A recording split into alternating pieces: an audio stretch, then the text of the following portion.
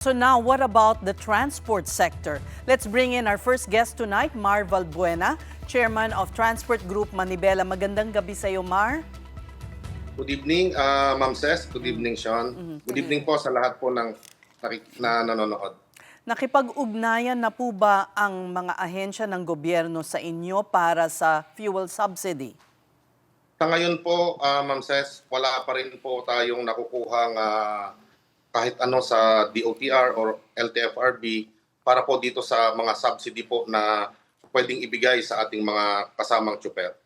So magkakaroon ng regular schedule kasi naputol ka, Mar, dun sa, kumbaga, peak hours. Po. So siguro ang gagawin na lang po namin ay alternate po ang biyahe namin kasi mahirap po kung ikot kami ng ikot yung oras po na talagang madalang po yung pasahero, Ma'am Ces. Ipaliwanag mo sa amin, Mar, bukas pag-akyat ng pagtaas ng presyo, ano ang tama sa tsuper? Sa isang tsuper, magkano ang mawawala sa kanya? Itong nakalipas na linggo, Ma'am Ces, Ma'am Sean, mahigit 240 pesos na ang nawawalang kita ng ating mga kasamahan kasi marami din po ang nagsamantala na sobrang taas ng kanilang petrolyo. Lalo na po yung mga maliliit o mga small players pa ito na dapat sila po yung mababa ang presyo. Kung bukas ay sisirit po sa 15 to 20 pesos ito, baka po ang iuwi na lamang ng driver ay 200 to 300 pesos na lamang sa 12 oras po na pagbiyahe nito. Yun po ang nakikita nating sobrang hirap na dadanasin po ng transport sector. Hindi lamang po ng mga driver po ng jeep. Okay. Sir Mar, iungkat ko lang yung nangyari between Russia and Ukraine noong 2022. Medyo similar sa nangyari ngayon, although parang mas malala yung nangyari ngayon. Explain nyo kung paano yung experience noon na nagbigay sila ng mga cards, di ba, for your subsidies. Na-roll out ba yun ng maayos at talaga bang nakaapekto sa pagkaginhawa sa mga tsuper natin? Opo, Ma'am Sean, kasi that time ay one time lang nagbigay ang gobyerno nung panahon ng conflict sa Russia at sa Ukraine. Kahit papano naibsan naman yung hirap ng ating pamamasada. Ang hindi lang normal ngayon ay napakabilis po nung pagtaas. Sobrang taas kaagad. Hindi po katulad noon na utay-utay po yung pagtataas. Kahit na umabot siya ng 90 pesos per liter ng diesel, umabot po, isang buwan po yung inabot o 2 buwan bago po dumating doon sa peak nung pagtaas. Ngayon po talagang sobra.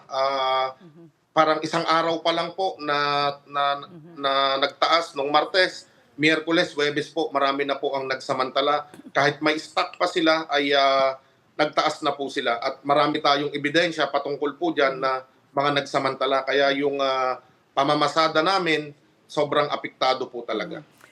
Ito bang mga nagsamantala, may ebidensya kayo, dadalhin nyo ito sa DOE dahil sila'y nag-iimbestiga nito? Sana po, yun po ang nakakalungkot, Ma'am Ces, Ma'am Sean, na dapat may mga tao ang Department of Energy sa ganitong krisis, sa ganitong panahon na kailangan natin na may magbantay. Kasi po, kahit mag-report pa kami, kung lumipas na yung mga araw bago pa ito napuntahan, bago pa ito inaksyonan, malaki na po yung perwisyo o danyos na dinanas ng sektor ng pampublikong transportasyon o kahit po yung mga private motorists na nagpakarga po dito dahil walang choice, dahil nga kailangan ng magkarga. So yung kung dadalhin natin ito sa Department of Energy, definitely po dadalhin natin at kakalampagin natin sila dahil po sa pagpapabaya nila na bakit may mga ganitong oil companies na nagtaas kahit hindi pa naman dapat. Mar, I know Manibela is calling for the suspension of excise taxes on fuel, pati na rin yung VAT, so 2 tax yun. Sabi ng mga ibang senador, malabo ito magyari, pero kung magkakaroon nga ng subsidy or yung pantawid pasada na tinatawag natin, meron ba kayong calculation kung kung magkano yung dapat na subsidies na nakukuha ng isang rider or driver? May ganun po bang calculation? Ma'am Sean, dun sa pag-suspend ng excise tax, nararapat na po talaga.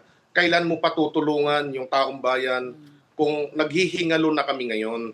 Yung value-added tax naman, sana ma-reduce man lang sa kalahati. Kasi habang tumataas yung base price nitong mga produktong petrolyo, tumataas din po yung value-added tax na pinapasan ng taong bayan.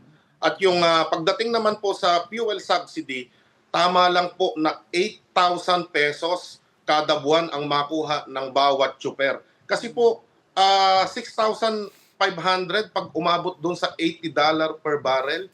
Kasi iba na po ang sitwasyon ngayon. Yung sinasabi po nilang $80 per barrel, bago pa po ito mag-pandemic mataas na po ang mga bilihin ngayon. Nagbago na ang merkado natin, ang inflation, kasama na po dyan. So dapat nagbabase, nag-a-adjust din po tayo. Hindi yung panahon pa ng 2016, 2017, 2018 yung subsidy na ibinibigay po natin dito sa mga kaawa-awa pong mga tsuper. So dapat 8,000 monthly kung hanggang kailan po matapos itong gyera na to. Yung 6,500 na sinasabi mo, Mar, natanggap yon in cash or through cards ng mga tsuper o meron ding tulong galing Department of Agriculture, bigas or pagkain? One time, big time po ito, Ma'am Ces, na inilalagay doon sa fuel subsidy card na galing po sa Land Bank. At ang masaklap po nito, minsan may bawas din, 5,000 lang yung nakukuha. Hindi po namin alam kung bakit nagkakaganon, hindi pare-pareho. Kahit na ilang beses na tayong nagtanong sa LTFRB, sa DOTR, and hindi po talaga lahat nabibigyan. Aminado naman po ang LTFRB kanina sa pangunguna ng ating chairman, Bigor Mendoza. Sabi niya, 136,000 lang yung mabibigyan. Hindi pa tayo sigurado doon sa mga traditional jeepneys, whether naka-consolidate ka or unconsolidated ka, and 9,000 units dito sa mga modernized unit na. Pero bakit kaya wala pang nag-aabiso sa inyo kung walang pasabi, kung magpupulong ba bukas o sa mga susunod na araw, wala pa? Ma'am Ces, sila nga ata mukhang hindi pa sila nakapagpulong. Mukhang wala pa silang solusyon na nailalatag. Ang narinig lang natin kanina, hula na mga ibibigay, 5,000 daw sa traditional jeepneys, 10,000 sa mga modernized. So bias po Yan po yung nakikita natin na sana pare-pareho lang po kaming kumukonsumo ng diesel kung gaano karami at hindi naman po nagbabago yung excise tax na ipinapataw dito. Kung nagkarga po kami ng 1 litro, 6 pesos din po yung ikakarga doon na excise tax. Ganun din po doon sa mga modernized units. So dapat wala pong kaibahan ito.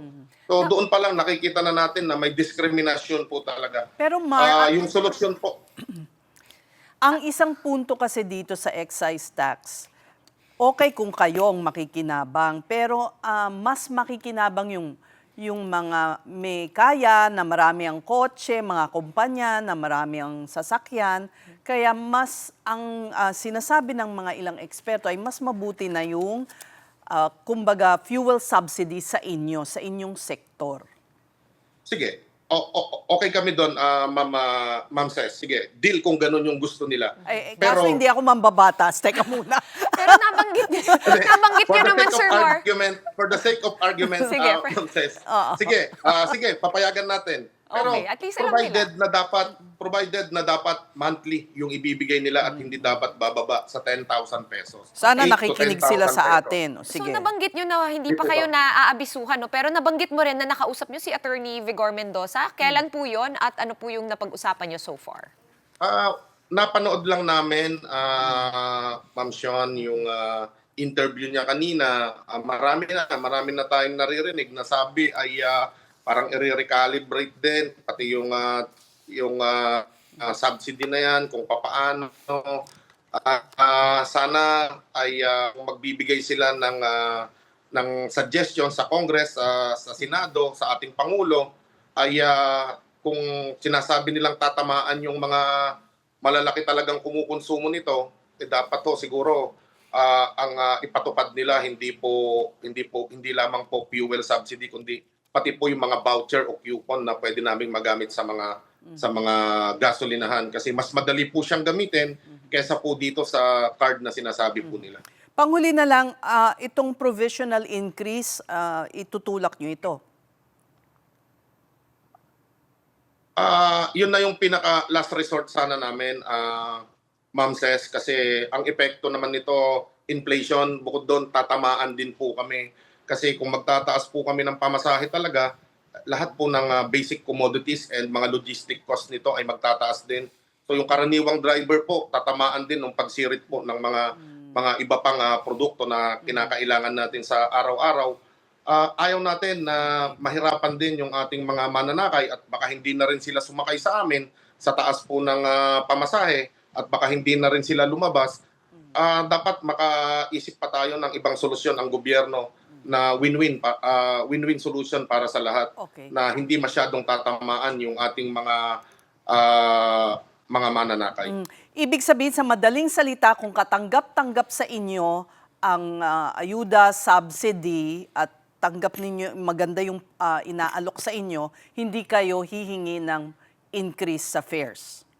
Tama po kayo, Ma'am Ces, kasi syempre marunong din naman tayong makontento. May maiuwi lang kami, wag lang lugi yung ating mga nasa sektor ng transportasyon.